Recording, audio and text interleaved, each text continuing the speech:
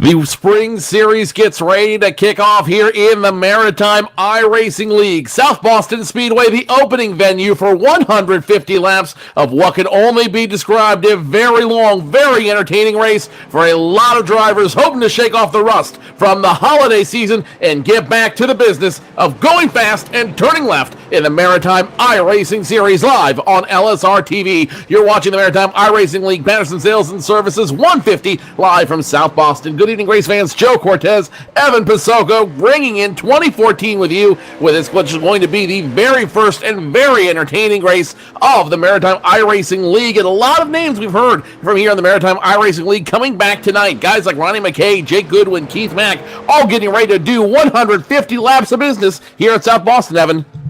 It definitely got Ricky Arbeau fastest in practice as the drivers start to get ready for qualifying, a 10-minute qualifying session here. South Boston, a great historic short track and one that always produces some very interesting racing and 150 laps on the board. It should be a great way, you mentioned, to kick off this 2014 season number one here. And I mean, taking a look at the schedule, we got a good amount of races. We got some good races on the schedule, and it should be a fun season again here with these guys with the MIRL. Tonight's race brought to you by Patterson Sales and Service. Patterson Sales takes pride in offering a wide range of products to customers. They are a full RV store with a wide range of travel trailers, from lightweights to luxury fifth wheels and more. Patterson Sales carries a range of tractors for customers with names like McCormick, Landini, TYM, Montana, Ellis Manufacturing, and a full line of attachments from several manufacturers. Patterson has 3 locations to serve customers with a large stock and large inventory. They're also a Polaris and Articat dealer for Miramachi and a Kawasaki dealer for the greater Moncton area. They service what they sell. Financing available. Patterson's will not be undersold. 3 locations to serve you: New Brunswick, Fredericton, Moncton, and Miramachi. Patterson Sales and Service presenting tonight's race here at South Boston Speedway. So last season you saw Ronnie McKay take the trophy after 4 wins and what was an incredibly dominant season. Jake Goodwin right behind him, Keith Mack 3rd, Stephen Matthews, Ricky Arbeau all 5th, Hollywood Tim Terry himself even getting a top 10 finish in last season. So they are all locked in. In fact, the top 13 from last season's Super Series locked in to tonight's race. So all the guys who finished in the top 13, including Carter Wilson, Mike Rhino, Nathan Doherty, and Doug Hubhley, all guaranteed a spot in tonight's race. And also the top 5 from the Sportsman Series, from last season's Sportsman Series, all getting an invite to show up here tonight in the televised Super Series. So those drivers, Kevin Walker, Brad Eddy, George White, Mackenzie Brewer, and Todd Cousins, all looking for some good position tonight, hopefully able to lock themselves in to what will be a very quick, very entertaining Super Series here with the Maritime iRacing League. And definitely, you talk about that Sportsman Series. They opened up their season Monday night with the Patterson Sales and Service 100. Craig McDonald took home the win. He's in the field tonight. Sean Pierce finishing 2nd. Stephen Arsenal in the in the 3rd spot. So a couple of those guys also eligible to get into tonight's race. Guys like McDonald, Arsenal, Savory, Landry, Negus, Weagle, and Luke Casey. A couple of the drivers on standby. So again, everyone's coming out for this season opener here. 25 guys, actually 24 of them took time in practice. So I'm looking forward to a good race here, Joe. Again, 150 laps on the board. The track itself, 0.4 miles in length, with banking at 12 degrees in the corners, 10 degrees on the straightaway. A nice old racetrack, and it should be just another classic short track race here on LSRTV. Should be a very entertaining short track race, as we got a lot of guys starting to turn in their times. Ricky Arbeau, fastest in practice, fastest in qualifying so far, 14.84 seconds this time around the South Boston Speedway. And then a lot of guys who you saw last year who are going to be looking to make a splash early. Jake Goodwin in the 48 machine, he's going to qualify 3rd. It looks like Mike Rhino, the zigzag driver, will be starting in position number 5. Keith Mack's the zigzag driver. He starts in position number 7 tonight. And Ronnie McKay, last season's big winner, he's going to start in the 0-3 machine just outside the top 5, almost outside the top 10, in position number 9, driving the 0-3 this season. So Ronnie McKay has to climb the ladder early, but we've seen him do it before by just biding his time, and it's going to be a long race, figuratively speaking. 150 laps, it sounds like a lot of time, but in all honesty, shouldn't be that much time if these drivers can keep it straight and keep it green. Yeah, definitely. You were talking about Ricky Arbo sitting on the provisional pole right now. He's got a time up of 14.840. He was the fastest in practice, so his qualifying lap was up there with his practice lap. Not quite as quick, but a solid lap for sure to put the number 61 on the provisional pole. You mentioned there's a lot of familiar names in here. Jake Goodwin currently sitting third in the provisional qualifying standings. Keith Mack, Ronnie McKay. So I mean, they're all coming out for this race. You touched on, how the season wrapped up there back in 2013, Ronnie McKay taking the championship by about 54 points over Jake Goodwin, Keith Mack. You touched on Tim Terrigan up there in the top 6. So it's going to be interesting to see how these guys do tonight and try to get a step in the right direction and look to take home the championship when it's all said and done.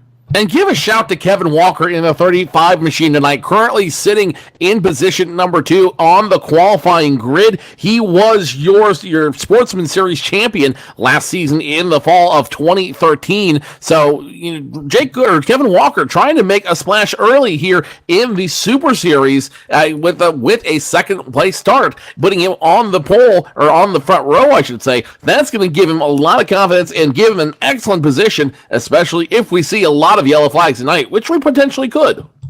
Yeah, that can really set the tone of the race. You mentioned 150 laps. That could really go by real quick. These guys are knocking off some fast laps, but you're gonna want to assume and try to count for that those cautions are gonna be there here and there. So you're gonna try to plan some strategy around that and judge based on that how hard you're gonna go 1 point in the race. But Kevin Walker, you touched on him, the Sportsman Series champion for the end there of 2013. A solid job by him. Taking a look at the stats, he has the best average start and average finish out of all the leagues. He had an average starting position of second and an average finish of third. So that's a higher up than Ronnie McKay had, who was your Super Series champion. So pretty solid job by Walker. Looking to see what he can do here tonight. You mentioned sitting P2. Should be fun to see what he can do in the 35. And remember, he is locked in for the top 3 races of this Super Series. I should say Super Series. That just gets stuck on the tongue for some reason. He is locked in for the first 3 races of the Super Series in the 2014 spring season. So he's got 3 races to lock himself in and really show what he can do, to show that these sportsman alumni really can grow and really can develop into excellent drivers here in the Super Series. Tonight's race is going to be a little bit harder on the engines. We're looking at 80 degrees air temperature outside, which is considered a tropical from where the rest of the country right now, with a relative humidity of about 70%. So it is going to wreak a little havoc on these engines. It wouldn't surprise me if we saw at least a couple blown engines as a result of good racing tonight. That's what you want to, you want to judge how hard you're going to go. If you get into the back of somebody and you'll get some damage on the front end, that could almost escalate and speed up that process of that engine getting a little bit too hot. And that's not what you want to do. And we've known to see drivers have their tempers boil over a little bit. So it's really going to be interesting to see how they attack this race. Number one, we got 10 races on the season plus an all-star race, so 11 in total. You really got to get going on the right step. You're not going to win the championship here. You're not going to lose it here, but you can really make your job a lot easier by trying to get in a rhythm and try to knock off some solid finishes. So I think if anything, we're going to see some guys maybe going a little bit harder, maybe a little bit more conservative at the beginning of the race, knowing that it is their first time back out on the racetrack. They have been here practicing, so I think these guys are just about getting ready to go, and there's only a couple minutes left in qual, and then we're going to be able to see that green flag and let these guys loose. Drivers' meeting currently taking place right now, and I'm going to expand on a point you had just a moment ago there, Evan, about yellow flags can really set the pace of a race. Tonight's race can really set the pace for a season. If you go out too hard, if you blow that engine too soon, if you don't get it to where you want to be, it can really affect how you run in the rest of the season. And remember, these guys have not turned competitive laps in about a month in the iRacing sim. Now, on one hand, it is kind of like riding a bicycle. Once you know what you're doing, you're good. But on the other hand, having that rust, having that time away from the wheel can hurt you. Yeah, definitely, for sure. And I mean, again, it's going to see, I'm assuming that they're going to maybe take it a little bit easier, but I know the competitive drivers there, they're going to get back out on that racetrack, and it's real easy as a driver to forget the scenario that you're in with what race you're on and what the points are when you're right on the back bumper, somebody coming down into the closing laps. But these guys, they gotta keep a cool head too. And also thing to note, Mike Alexander, that's a familiar name that we know. He finished 12th in the Super Series championship standings at the end of 2013. He's actually been suspended, so he is not eligible for tonight's race, so we will see him next week at Irwindale if he is able to go there. So again, the series admin's also very strict on that with driver-to-driver kind of thing, so it takes a lot of patience, and that's not the easiest thing to tell a short track driver. Certainly not the thing you want to tell a short track driver at all. Let's go ahead and take a moment right now to step away from the microphones as we celebrate the great nation of Canada with the Canadian National Anthem.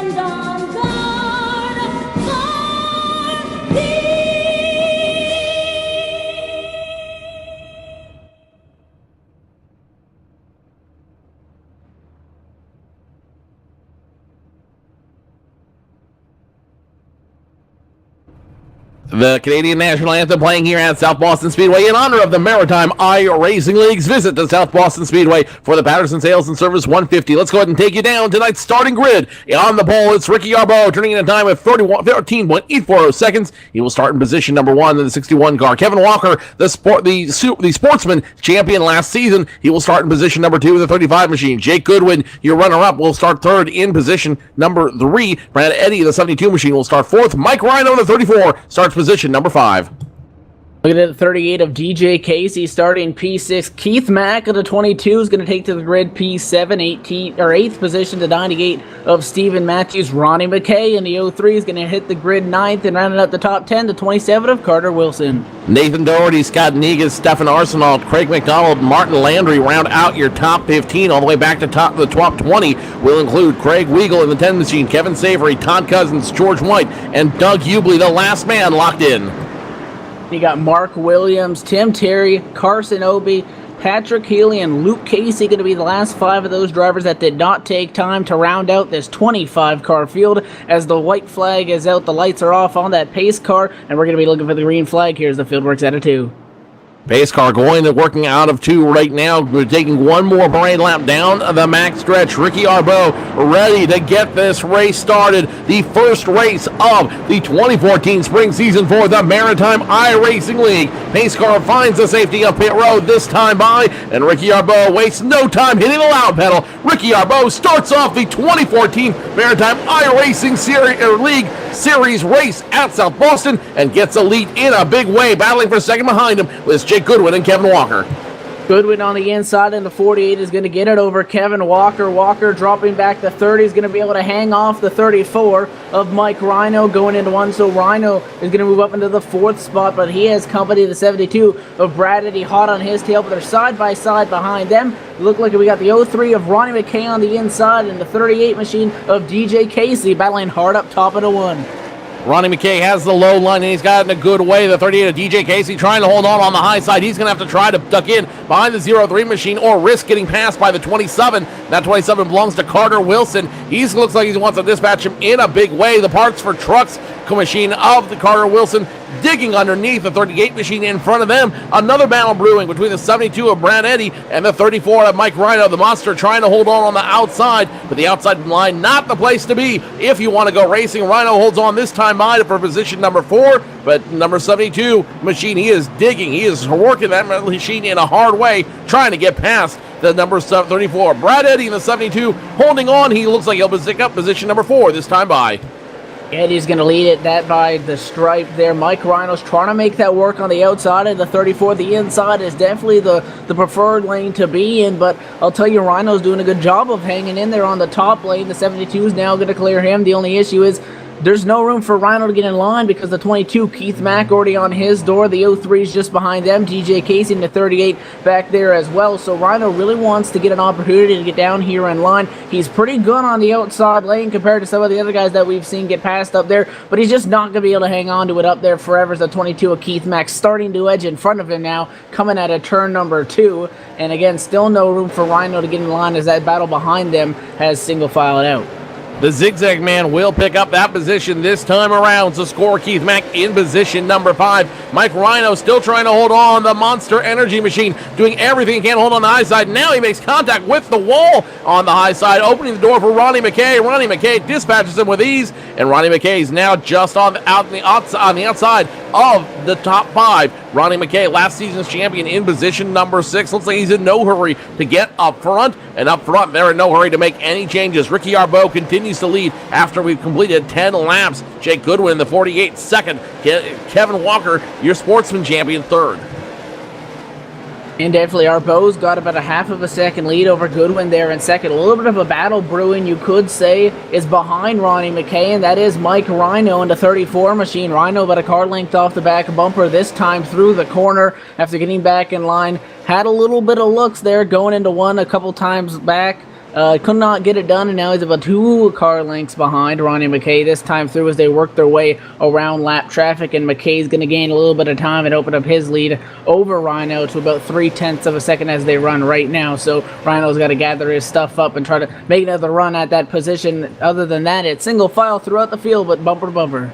Bumper to bumper, everyone going single file. Craig McDonald, the 9 machine, he's going to get around Nathan Doherty in the 6 with very good ease, I should say. Craig McDonald now in position number 11, Nathan Doherty 12th, and the rest of the field single file. Only side-by-side battle right now is between Craig Weigel in the 01 machine and the 24 of Mark Williams. They continue to run side by side, and if I were a betting man, it looks like Mark Williams is testing what the Highline can do for that number 24 Chevrolet late model. And Mark Williams working that high line. Now he's going to duck behind the 10 machine of Craig Weigel. But the 24, I think, just kind of testing the waters there a little bit, seeing what he needs to do and what he can do later on in this race if push came to shove.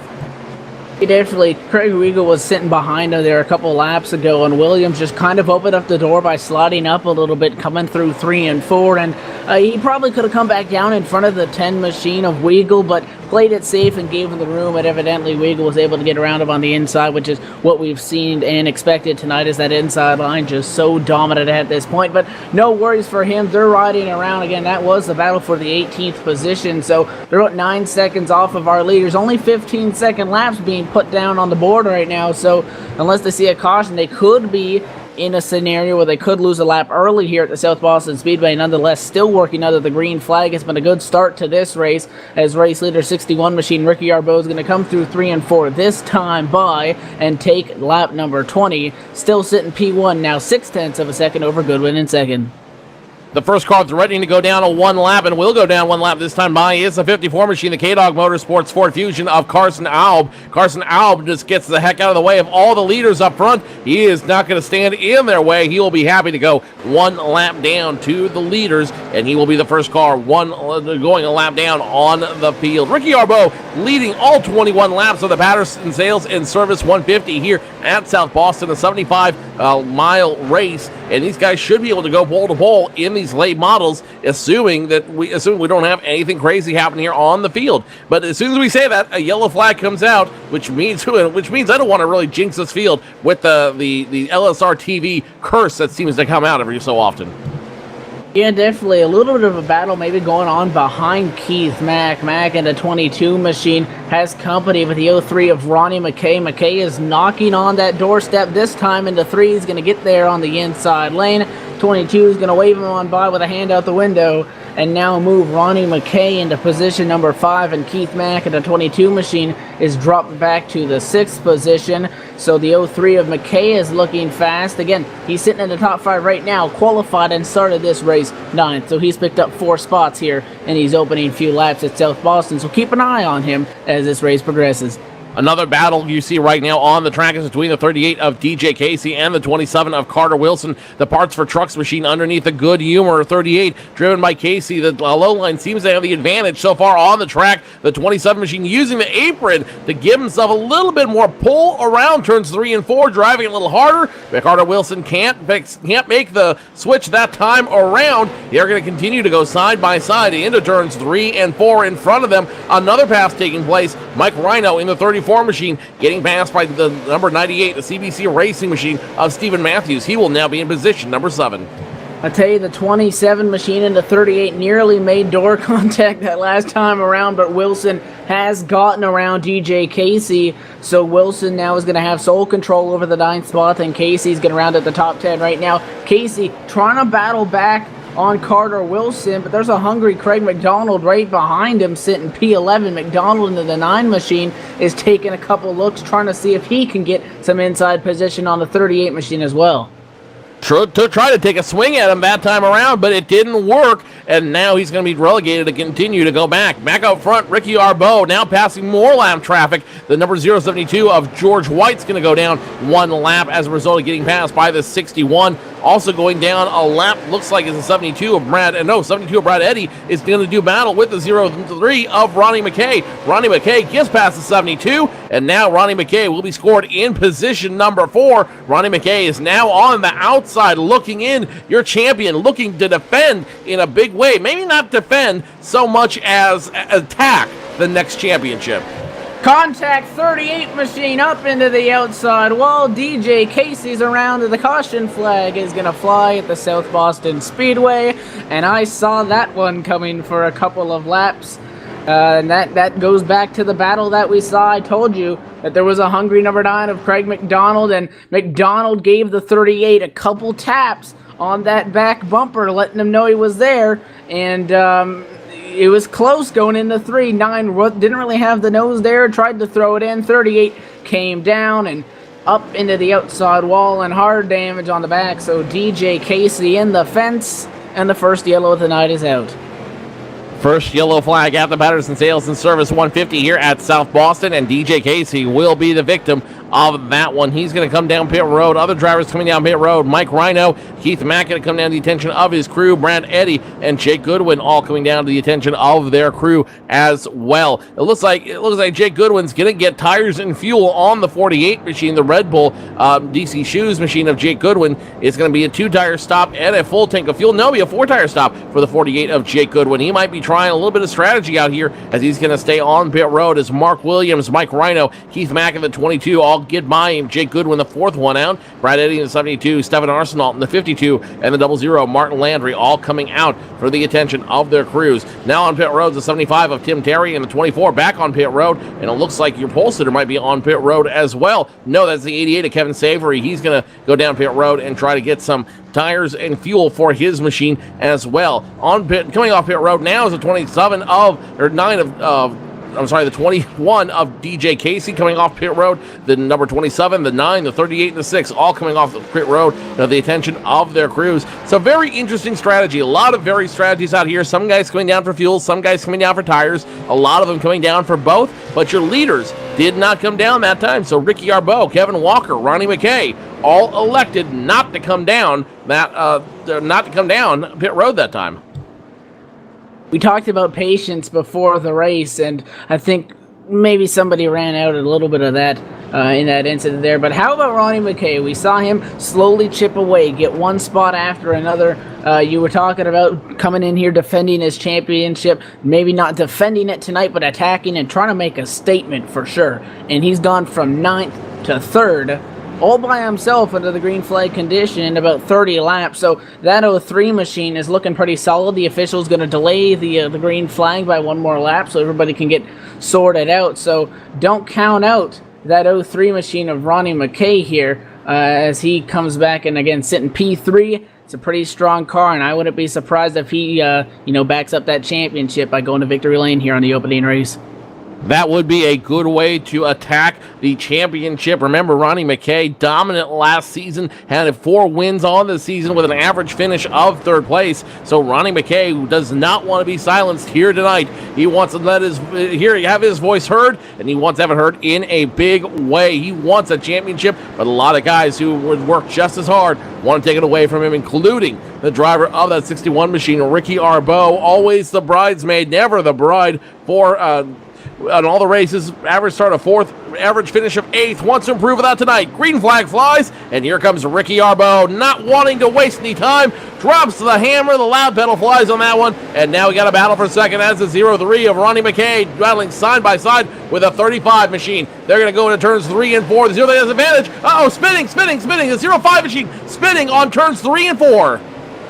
Trouble on the racetrack. The caution flag going to fly immediately as trouble for Todd Cousins in the corner after he got the boot from the 22 of Keith Mack. And this all goes back to that race start where that top lane got real checked up coming to the green flag, and evidently going down there into 3 of the 05 of Todd Cousins, running near the back end of the lead lap and qualified at the lower end of the qualifying standing, so maybe not the fastest car, had a fast 22 machine up behind him. And again, Keith Mack just kind of gave him the boot, obviously unintentionally. You can see, tried to get off him, but the 05 just kind of slowed down, and Keith Mack had the 72 of Brad Eddy kind of right on his right rear as well, so kind of pinned him in between there, and the 05 kind of got nudged around and almost hung on to it, did a 360, and he was fine. And then they piled in behind him trying to avoid it. Tim Terry around, the 27 machine of Wilson going around as well.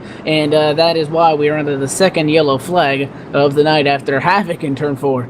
Havoc in turn 4, and also a secondary incident taking place as a result of that. Laura, if we can, let's take a look at the 54 machine of Carson Alb. And as you see the 54 machine, he tries to avoid the melee, but there's wall right there, and that wall pushes him back up the track, forces him to get into the 27 and the 9, and that's going to cause a little bit of melee up on the top side involving 4 cars, the 75, the 27, the 9, and the 38 machine, all getting a little piece of that accident. And as you watch the 75 of Tim Terry just peel it out to get back on track, you can tell he is not a happy camper. Second yellow flag of the Patterson Sales in Service 150 here at South Boston Speedway, part of the Maritime iRacing League, and Ricky Arbeau has led all 43 that we scored so far.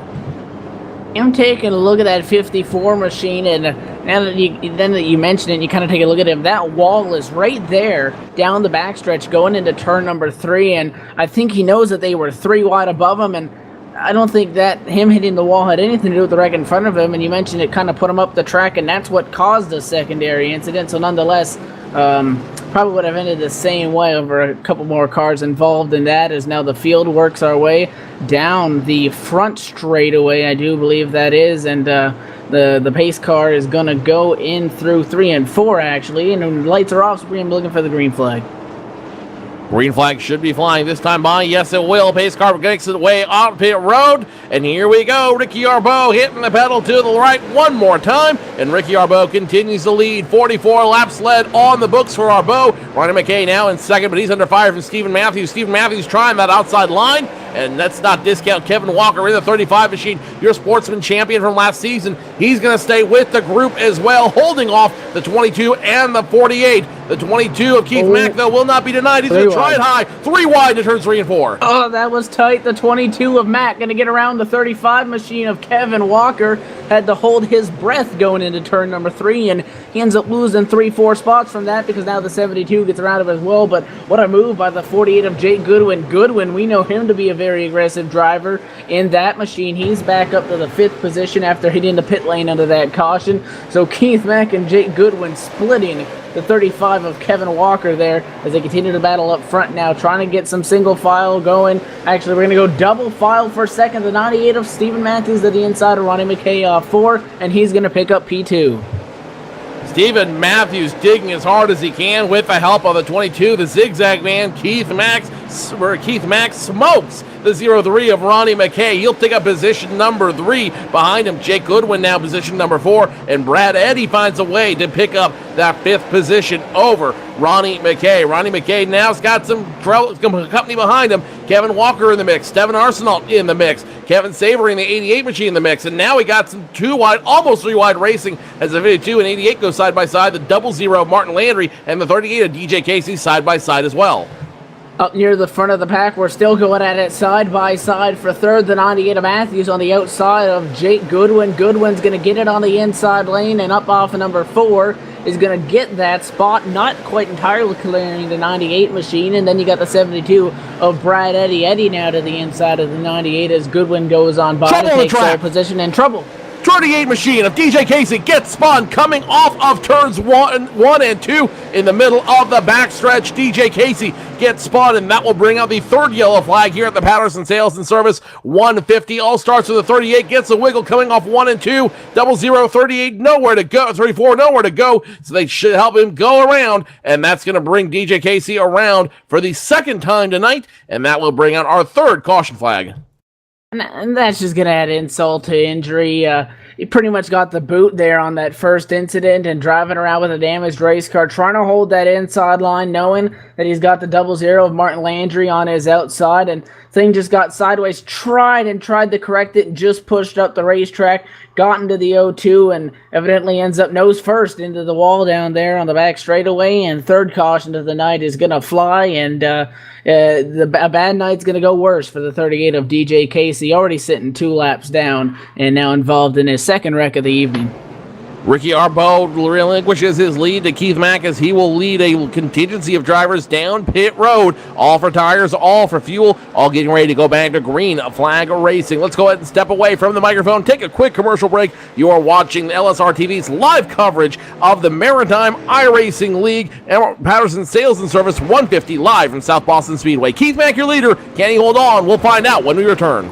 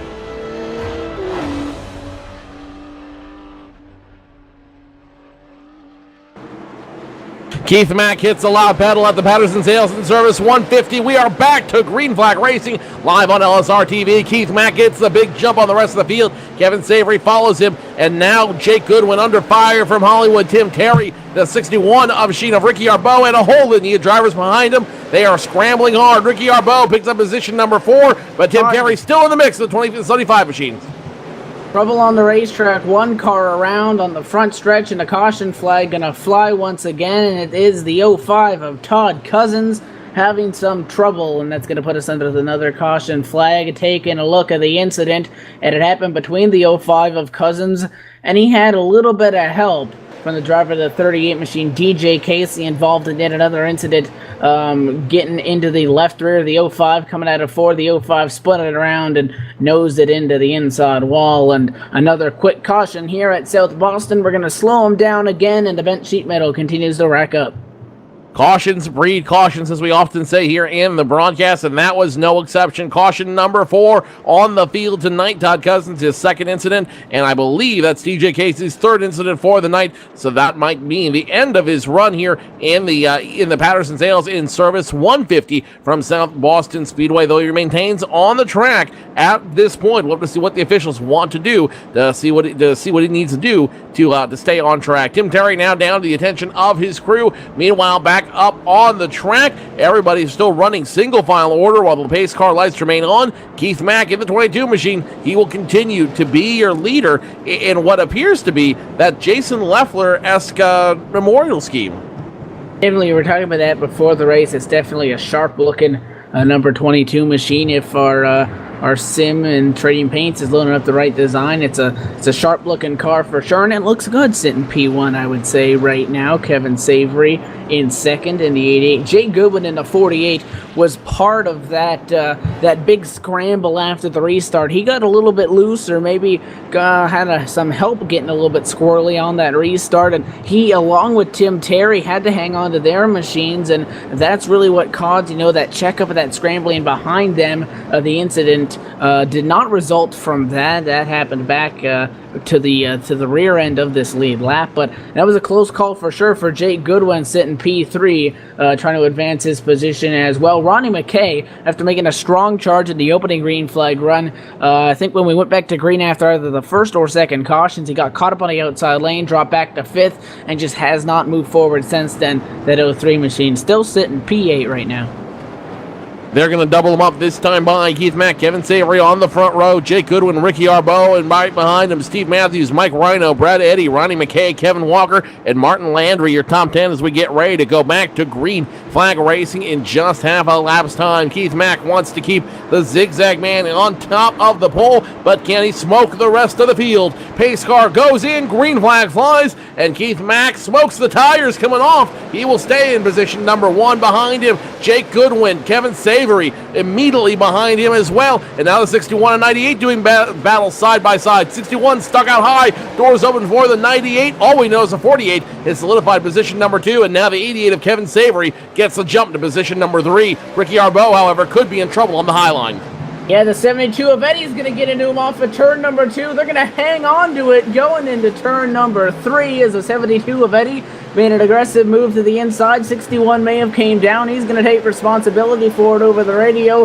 And that, I'm telling you, that 72 was nearly pointed straight for the inside wall. They were able to gather it up and stay into the green flag there. But a close call for those guys, as now the 61 of Arbeau is going to give up one more position as Kevin Walker going to go around him to instate himself in that 6th position. So the 61 of Arbeau all the way back to 7th.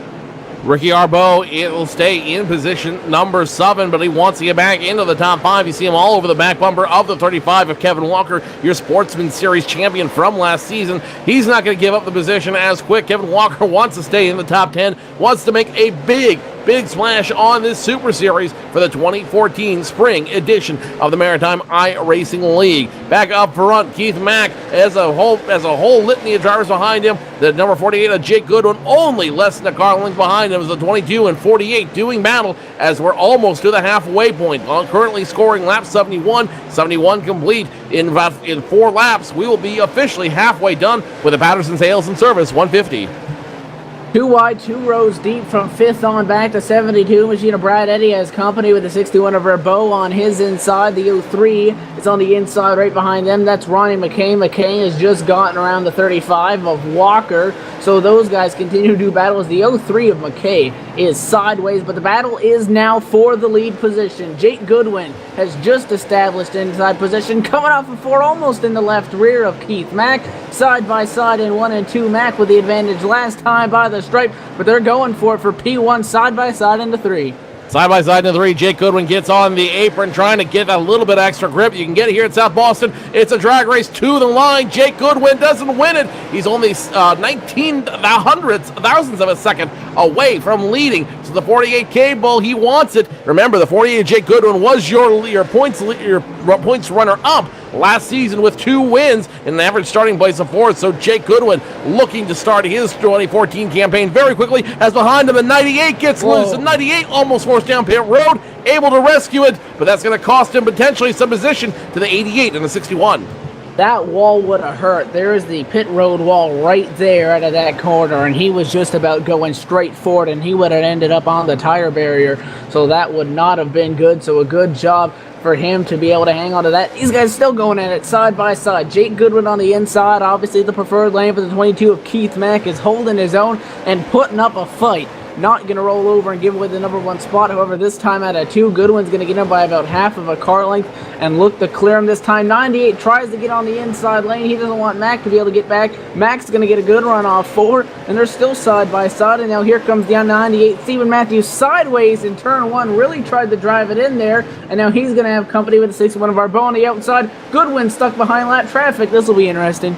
This is going to be very interesting as they approach lap track with the 48 and 22. 48 gets sideways now. He's dirt tracking it through turns 1 and 2, able to make it work. The 22 now on the back bumper of the 93 of Scott Negus. It's going to be tight going through wide. 48's going to get spun. 48's going to be forced down pit road. No, he collects it. But Jake Goodwin losing a lot of position as a result of that bump. Scott Negus 1 lap down, and Keith Mack continues to lead. Ricky Arbeau back in 2nd, Steve Matthews 3rd, and it's going to be Jake Goodwin all the way back and forth. That was wicked. Keith Mack went on the inside of the lap traffic, and Goodwin still tried to hold his own. He got sideways. He was down almost in a pit stall, came back up, stayed off the 98, and is still going, and he's sitting P4 right now, and that has been 2 close calls that we've seen up at the front of the field. But now Keith Mack can breathe for a little bit in the number 1 spot in the 22, but not for long. The 61 of Ricky Arbeau knocking on the door, only about 2 car lengths off, closes it into 1 car length, half a car length now at a turn 4. Ricky Arbeau's coming for the number 1 spot. More than halfway over. Keith Mack knows he can win this race. Ricky Arbeau desperately wants to win it. You remember last season he had an average start position of 4th and an average finish within the top 10. So Ricky Arbeau looking to really jumpstart his season right now if he can get past the 22 of Keith Mack. The zigzag man, though, continues to zigzag across the track, and he will not be stopped. Meanwhile, back in the middle of the pack, Ronnie McKay back in the mix once again, getting this past Scott Negus in the 93 machine. Now the 03, challenging the 88 of Kevin Savory to break into the top 5 once more. Jake Goodwin's back up the 3rd, but the battle is now on for the lead. Ricky Arbeau on the inside in the number 61 machine has the spot on Keith Mack. He's going to lead this time by trying to clear, though, the 22 machine, something that Jake Goodwin was not able to do. It looks like he's going to get it done off a 2. Does Keith Mack try to cross him over? No, he does not. So Ricky Arbeau is going to now take sole position of the number 1 spot. But meanwhile, everybody inside of this top 10, they were all side by side about a lap ago. They're single file for now. But you mentioned the 48 of Goodwin now back up into 3rd place. Stephen Matthews in the 98 is sitting in 4th. And Ronnie Mack, Ronald McKay in the 03 is back up inside of that top 5. He passes Kevin Savory without any problems to the 0-3. Now back in the top 5, hunting for position. Steve Matthews 4th. Carson Albin, the 54 machine. He's still trying to hold on for dear life as he gets past by lap traffic. And up front, Ricky Arbeau back in control of the Patterson Sales and Service 150 at South Boston Speedway. And now we just got to hold on for 60 more laps when he crosses the start-finish line. Ricky Arbeau looking to improve from the top 5 last season. He wants the trophy this season. He wants it in a big way, and you see it tonight as he continues to dig turn by turn. Side by side, it's now going on for position number 6. The 88 of Kevin Savory has company. The 34 of Mike Rhino has been able to get on his inside, so Savory really want to try to get around Rhino because Rhino's got the 35 of Kevin Walker behind him. So Walker's now starting to stick his nose on the inside of the 88, but the 88 gets a huge run off of 2. Can't quite get in front of Rhino, however. So if he can't get back in line with the 35 and a 72 knocking on the doorstep, Kevin Savory fixes the drop back to 9th. and more cars are starting to catch this group of cars now. Over an opening is going to be there, so Kevin Savory actually is not going to take it. Stands on the outside, 72 on the inside, nearly gets a boot from the 35. Side by side up off the corner, so Kevin Savory trying to hang on for dear life. He's got 3 cars on the inside to deal with. 72 with more contact from the 35. Kevin Walker, you got to give him a shout real quick. He is really proving himself, and he's proving his abilities tonight here at the South Boston Speedway in the Patterson Sales and Service 150. Kevin Walker, an alumni of the Sportsman Series last season, your champion of the Sportsman Series, has not dropped out of the top 10 all race. He started second. Now he's currently running 9th and looking to pick up some position on the 88 machine of Kevin Savory, even maybe another position on the 72 of Brad Eddy. So the 88 and 72, they're under fire from the 35, and the 35 really showing that he deserves a spot here at the table with the Super Series at South Boston Speedway. Getting around the 88, can he make it stick? It's not going to make it stick that time by, but one more lap, and the 35 should be in position number 8. He's just going to now pull up in front of the 88 down the back. The 88 almost looks to the inside to cross him over. Savory almost made that move. He's going to hang off and restrain himself for now, side by side. Now for the third spot, or rather for second, as Keith Mack wants, is that second spot from Goodwin. Goodwin was sitting there. Keith Mack is being shown third. They were side by side at the stripe that time. By the advantage was barely to Keith Mack at a 22 machine. So while these guys battle side by side, Ricky Arbeau in P1 is checking out. He's over 2.2 seconds in front of these guys as they continue to go side by side. Goodwin's going to have the advantage this time by, and oh yeah, the 03 Ronald McKay, he's up to 4th, and he's looking in on these guys trying to pounce.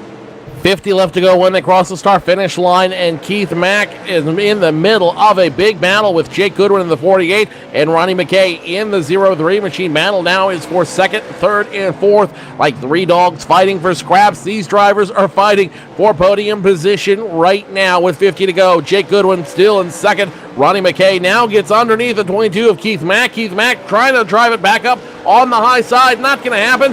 Ronnie McKay in the top 3 once again. Ronnie McKay in third, Keith Mack fourth, Jake Goodwin second, and then there's Ricky Arbeau. Ricky Arbeau did not get a win all of last season in the Super Series, so Ricky Arbeau looking to start his season right and almost avenge last season's inability to win with a big finish here tonight at South Boston.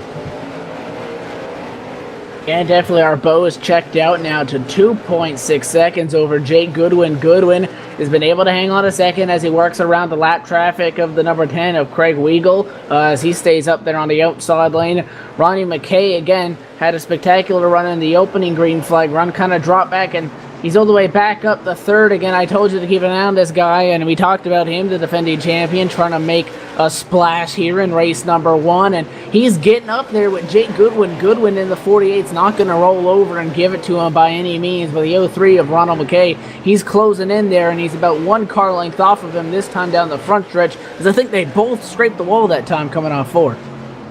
Meanwhile, more problems for Kevin Savory in the 88 machine. That time around, getting passed by Stefan Arsenault in the 52. Score Stefan Arsenault in position number 9. Kevin Savory 10th. And behind them, Nathan Doherty. DJ Casey looking to do battle as well. Nathan Doherty in the 06 machine in position number 11. The 38 of DJ Casey, 3 laps down. He wants to try to get some laps back, but he's got a long way to go if he wants to make that happen. Nathan Doherty, appreciative of the draft behind him, but he's not going to let him around. Instead, he's going to let him push him to try to get into the top 10 as assuming Kevin Savory is unable to hold on. Right now, he's doing everything he can to hug that low line, but tires might become an issue on the 88 machine.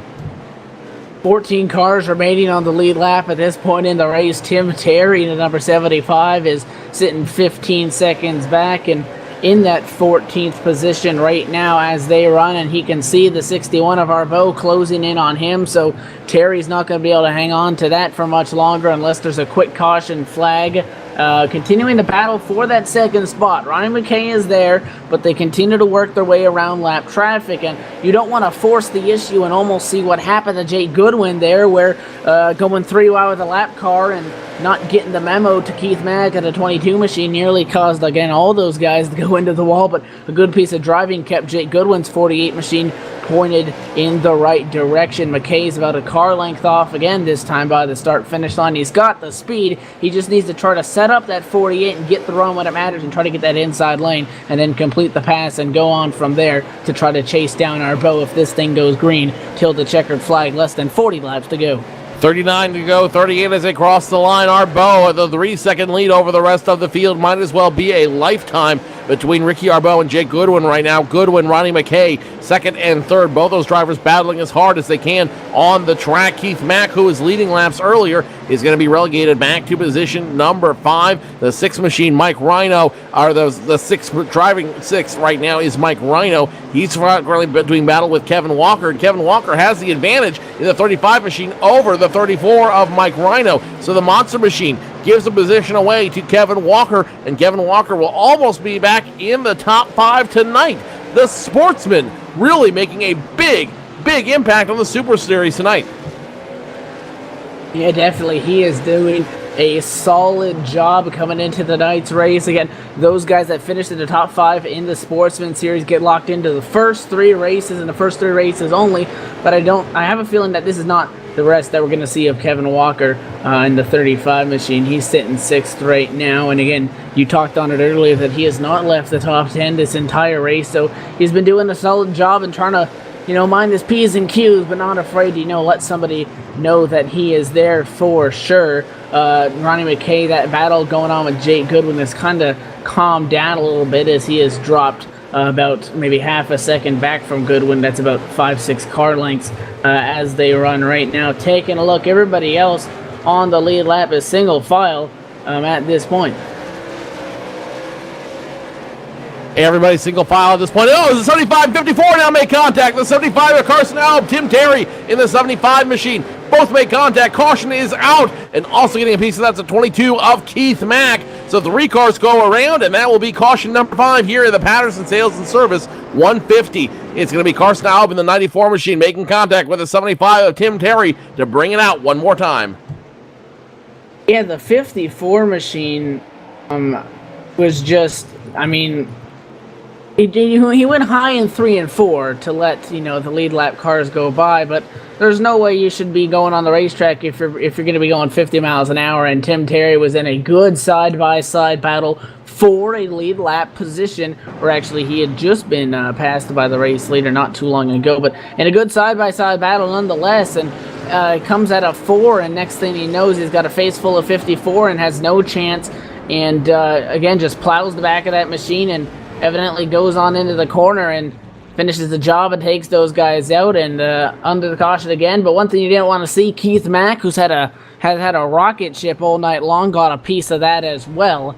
So Keith Mack is down on pit road trying to service the 22 machine. Hopefully nothing inside that race car damaged too badly.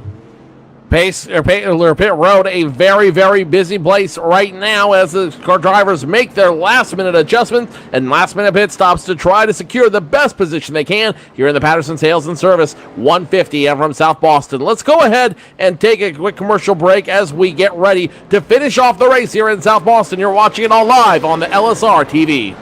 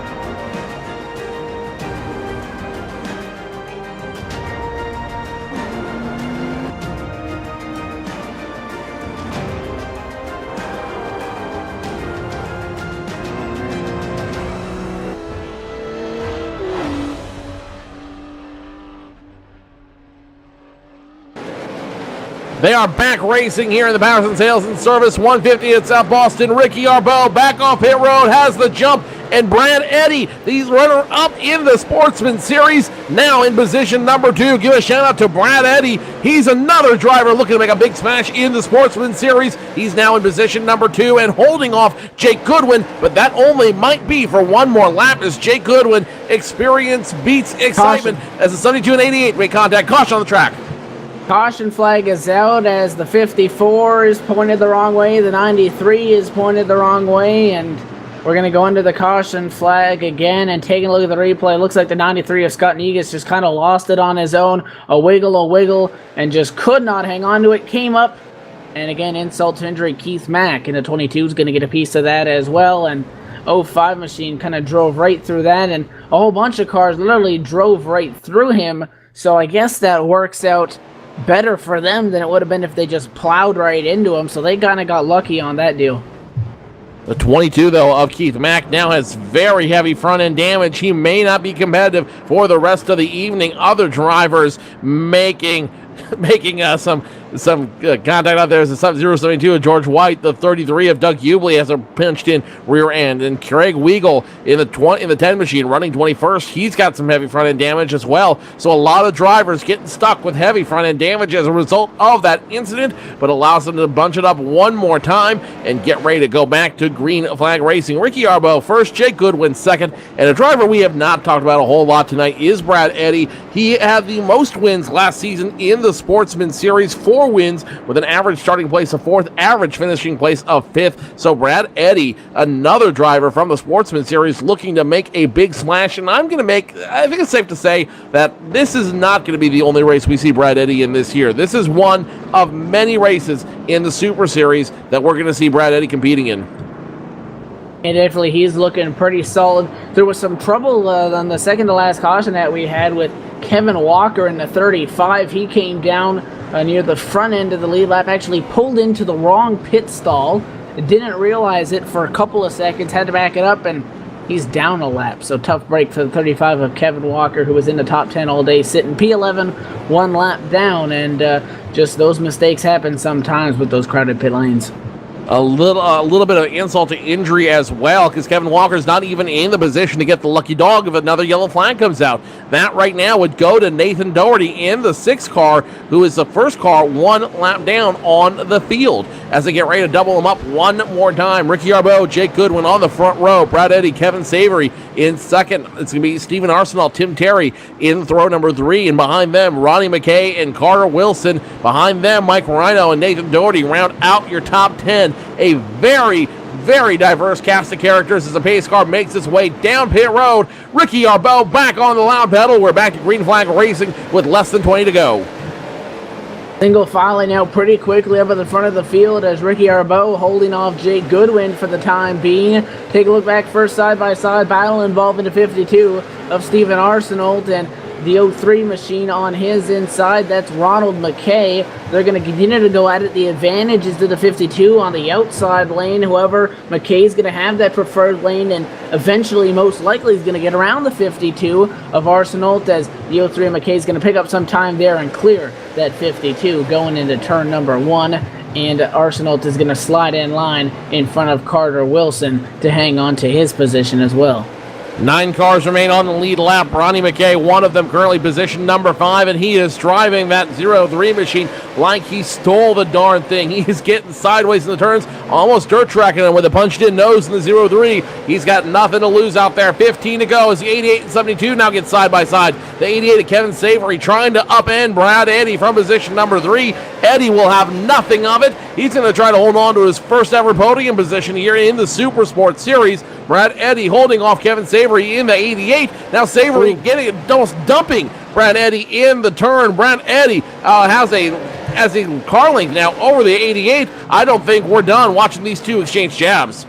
The 72 machine of Brad Eddy says that he's just hanging on for dear life. You mentioned trying to hang on to that podium spot, and he knows that those guys behind him are quicker, and it's only a matter of time. And the question would be, does Kevin Savory use it? Remember, Savory sideways almost into the end of that wall again at a 2. That was another close call. So that's going to move the 03 of McKay up one more spot. Now the 27 of Wilson is going to battle side by side with Savory, and the 03 Ronnie McKay is going to go up and immediately give Brad Eddy a little bit of a shot. Meanwhile, up front, Jake Goodwin trying to get to Ricky Arbeau. Can't get it done quite yet, but a car length off at 10 to go. Brad Eddy telling his spotter, you know what, don't worry about the hits to me. I'm expecting it at this level of racing. And Brad Eddy definitely earning his medal, earning his stripes tonight, as they say, in the Super Series. Is good looking at potentially his first podium position. And how much better would it be to fend off the last season's champion for that podium position? The 72, however, might not have that opportunity as the 03 just dives it into turns 3 and 4. Now going on the front straightaway, the 72 has the position on paper, but the 03 nowhere to go for him but forward. He will take away that podium position from Brad Eddy. Brad Eddy now trying to crossover, hits the 03, makes contact with him, and now the 72 of Brad Eddy back up front with 7 to go.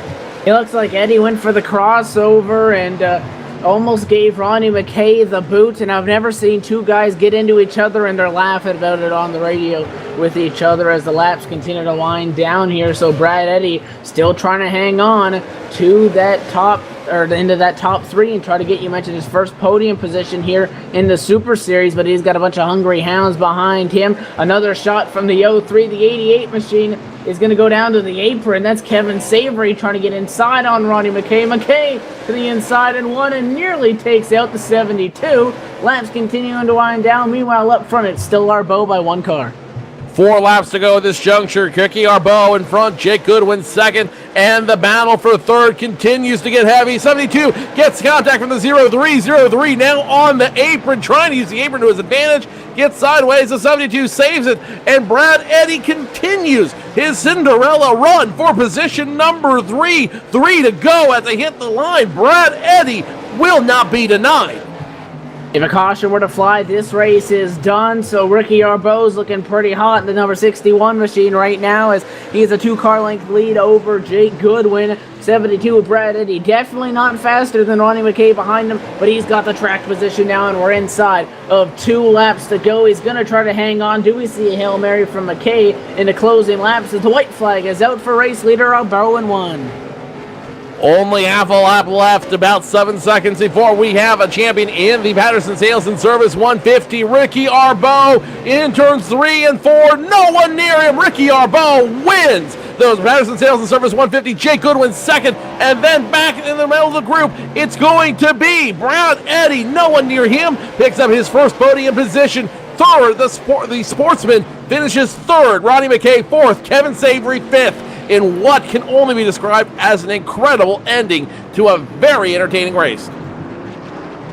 Ronnie McKay got sideways again on that white flag lap. They went 3 wide down the back straightaway, and again, they're all telling each other good job, and they had fun there in the closing laps. As the 61 of Arbeau's going to burn that thing down on the front straightaway. He is the winner here at the South Boston Speedway, and he's going to make his mark on his 2014 campaign and go to victory lane to kick things off after a dominating race. You might not think of it, but when you look on paper, fastest in practice, qualified first, finished first. That was a strong 61 car out there tonight. Ricky Arbeau came in with a mission. It is mission accomplished for the 61 team out there. When we come back, we will talk to Arbeau, Jake Goodwin, Brad Eddy, and recap tonight's race at South Boston. Ricky Arbeau, your winner of the Maritime iRacing League Patterson Sales and Service 150. We'll hear from him when we return.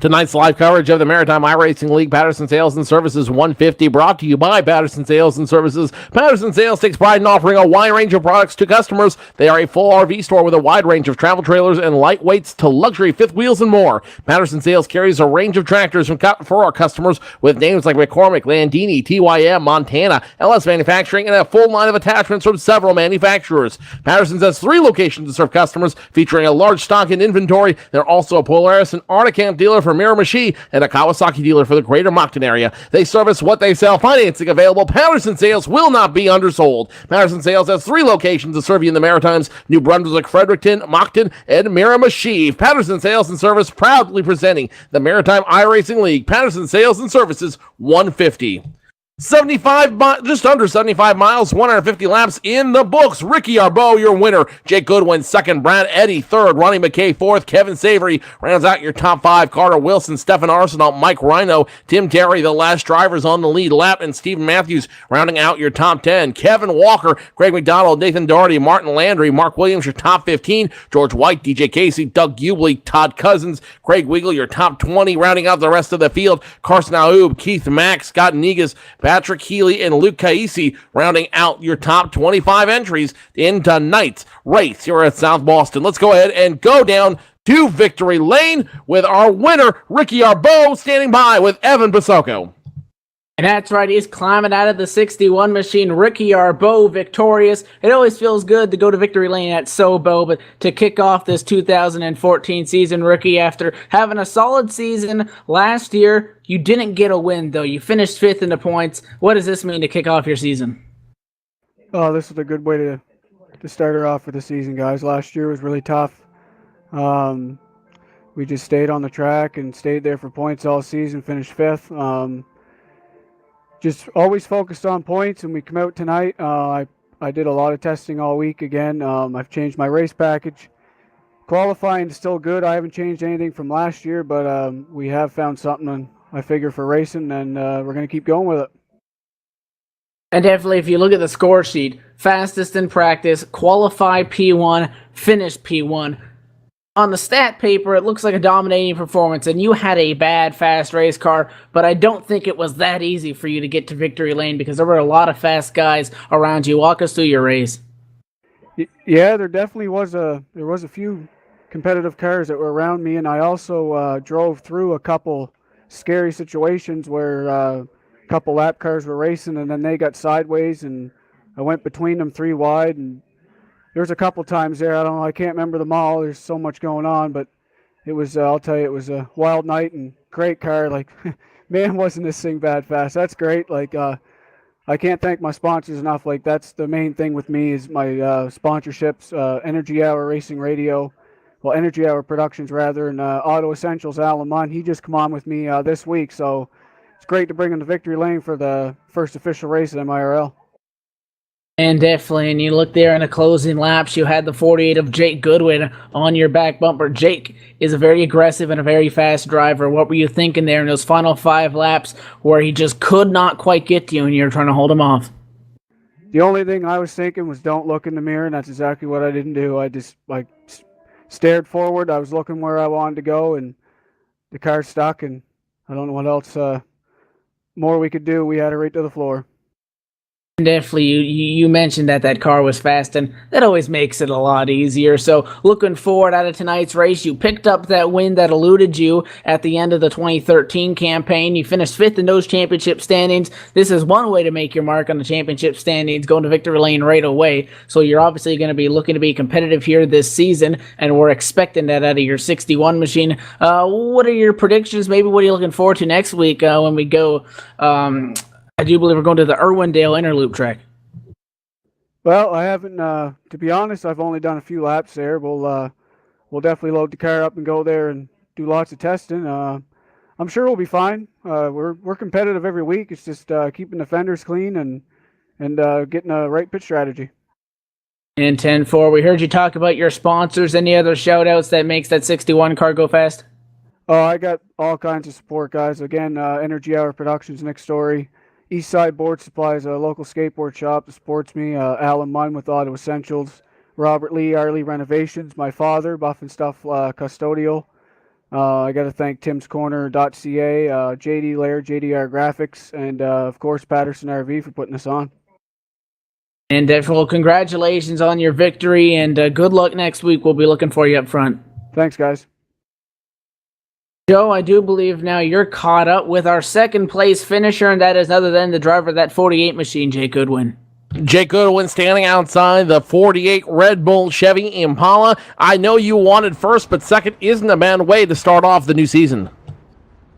No, I'm happy with second. Ricky was fastest car all race, so I'll take it. It's the best start to this MIRL season I've had yet, so I'm pretty happy with the finish. Last season, you finished second in points with 2 wins. How much would a win tonight would have just validated everything you did last season and helped you start your campaign, getting ready to look for a championship? Oh, it would have been awesome, but I'll take the second, I guess. No, second place. I'm not trying to say second place is a bad finish. Excellent finish by you and the entire team. You seem to really get a handle on this car and get a handle on when you should go down pit road and what services you need while you were there. How much did pit strategy play into your big win tonight? Pit strategy played in quite a bit. I just got lucky with the calls I made and come out pretty good. Able to come out very well indeed, finishing second here tonight. Looking forward to next week, looking forward to the Irwindale Interloop. What are your thoughts there, and what do you have to do now to prepare for that race? I got to do a lot of practice there. I don't have very many laps at that track. Jake, I see you got Chelsea on the hood. Who is Chelsea exactly? Chelsea Livingston. She's a girl with Pat Healy's raising money for. I'll go ahead and give you the microphone and let you give a shout out to her and the rest of the sponsors that make it work for you. I'd like to thank CBC Racing and Brad Eddy on the setup help. That's Jake Goodwin, driver of the Chelsea Red Bull Ford number 48, finishing second tonight. Congratulations on the big finish. Looking forward to seeing you next week at Irwindale. Thanks. Let's go ahead and go over back to Evan Pasoko, who's caught up with the Sportsman Series runner-up. Get his first podium finish tonight in the Super Series, Brad Eddy. And that's right, we're down here on the pit lane with Brad Eddy as he's standing alongside his number 72 Ford. Brad, first and foremost, let's walk us through those final few laps. And you said, quote, and it looked like it, that you were hanging on for dear life for that podium.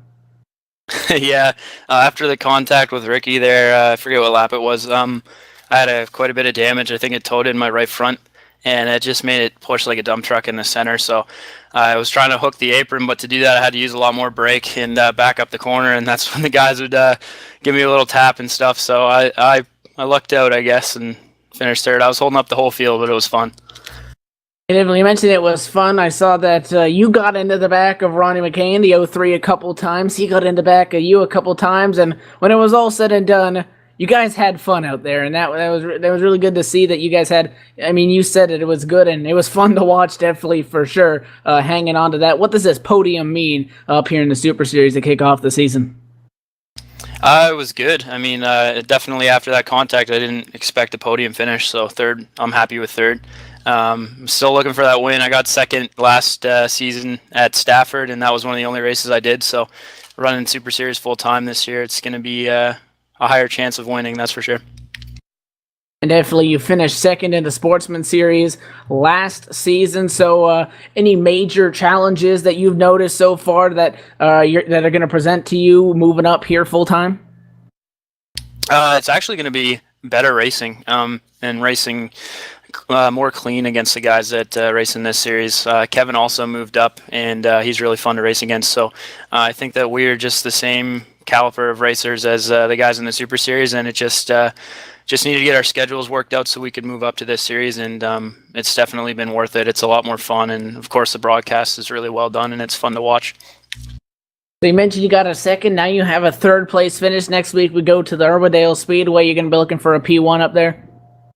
I'll see what I can do. I like that place, but it's not my favorite. So hopefully I'm not hanging on for dear life at the end, but we'll see. I'm looking forward to Lanier, see if we can get the win there. Definitely 10-4. Any sponsors, shout-outs you want to throw out there? Yeah, for sure. I just want to thank CBC Racing for helping me out with setups and advice and just generally having a good time during the race. And Jake's one of my teammates, and it was a good run for him tonight, and good run for Ricky. It was a good win for him. I would have liked to have been up there with him, but it was definitely a cool deal. And definitely, well, congrats on that top 3 finish, making it to the podium, and good luck next week. Thanks very much. See you guys later. Joe, that'll do it down here from the pit lane. Let's go ahead and grab, as is tradition here with the Maritime iRacing League, your administrator and chief operating officer, as it were, Tim Terry. Tim, not a bad way to start the 2014 spring season. I haven't had a chance to take a look at the race, but from what I've heard in the post-race interviews, I heard it was pretty good out in front. I hit everything but the pace car. I have to apologize to a laundry list of people. Doug Hubley, Scott Negus, I got into both of them, and there was no caution. I don't think they got any damage from it, but if they did, I apologize. I also got into Carson when he was running 45 miles an hour on the outside line and holding everybody up. So I hate it for the 75 team. But overall, everybody seemed like they had fun tonight up in front. So congratulations to the top 3. I think for the guys that moved up from the Sportsman, it was good. The guys that transferred in from the Sportsman Series on Monday night, it was good as well. And thank our sponsors, Patterson Sales and Service, USTRA, and my sponsors, Ackles Racing, JDR Graphics, Tim's Corner Motorsports, Swan Racing, and the Swan flew off the hood because it's Adam Meehan's birthday. So we need to wish Adam Meehan a very happy birthday today. That's why you have the orange hood on the 75 car this evening. But yeah, overall, a great night. I hit everything but the pace car. I got to apologize to those people, Doug and Scott and Carson, and I'm sure I'm going to have a bunch of incident points after this is done. So we're going to have to hope for a clean race at Irwindale Inter. 200 laps next week at Irwindale Inter. Sum them up for me real quick. Those guys at the start of the season thought that running a Legends Oval would be fun, so we came with the next best thing, which was Irwindale. For those guys that are just joining on to iRacing and don't want that huge big expense, we run Irwindale essentially 3 times in the 21 races between when we started back in October and when we end in March. So we figured Irwindale Inter would probably be the best idea for a very short oval. You saw this evening that there was a couple of tempers that flared in the back of the field with some of those Sportsman guys that moved up, transferred in. Yeah, there could very well be some next week as well. It's 200 laps. It's one of the longest races of the season, and those guys are going to have to keep the tempers under their hats for 200 laps, and hopefully we have some clean racing. It's short track racing, though. I'm sure we're going to see a few cautions. Eh, Joe? Probably. I would go. I think it'd be a safe bet to try and see if that's going to happen or not. I would say yes is the short answer. Terry, I'd probably say yes too. I think you're good on that. I think that's a safe bet to take. Tim Terry finishing in the top 10 tonight. You're administrator and operating manager here at Maritime iRacing League. They want to find out more. Where do they go? MIRL.ca. You can look us up on Facebook or timscorner.ca and get a hold of us that way. Tim Terry finishing in the top 10 tonight. He is your operations manager and administrator here in the Maritime iRacing League. That'll do it for us on behalf of all of the sponsors and everyone that makes it work here at LSRTV. Our executive producer, camera operator, Laura Lawson. My partner in crime, Evan Pasoko. The sponsors that make it work, USTRA, Patterson Sales and Service, with 3 locations in New Brunswick, Fredericton, Moncton, and Miramichi. Find it, Patterson's will not be undersold. I am Joe Cortez. We will see you back here with the Maritime iRacing League in 1 week's time when we go racing from the inner loop at Irwindale Speedway. Until then, we'll see you on the track next time.